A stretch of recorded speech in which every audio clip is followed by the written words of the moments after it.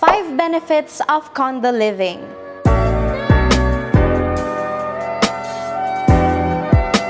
So most of you are wondering, bakit ba kayo mag-i-invest sa isang condominium? Ang mahal niya para sa maliit na space. So let me tell you why. So first is its location and accessibility. As you all know, ang condominiums, tinatayo lang sila sa mga prime location. So malapit lang kayo sa malls, commercial areas, business parks, at madami pa.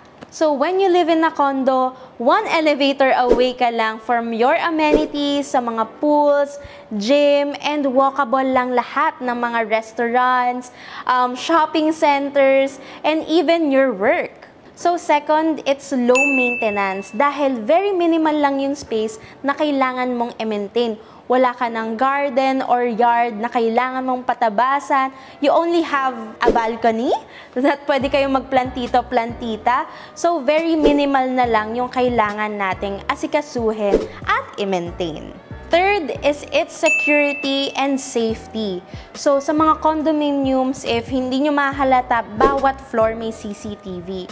And dun pa lang sa lobby, hindi na kayo basta-basta makakapasok ang guest. So, very secured and safe yung community talaga niya.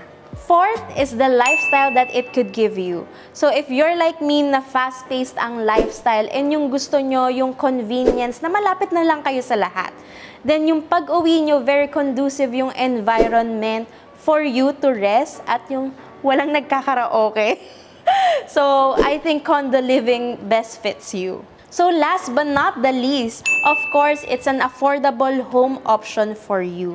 So kung gusto nyo to get a feel of the community without paying so much, na magpapatayo kayo ng sarili nyong bahay or mag-i-invest sa isang house and lot, a condominium might be the best property for you. So kung dahil sa video na to ay na-persuade or na-encourage na rin kayo mag-invest sa isang condominium to try condo living, you can message me on Facebook at Gwen C Properties and I'll see you there.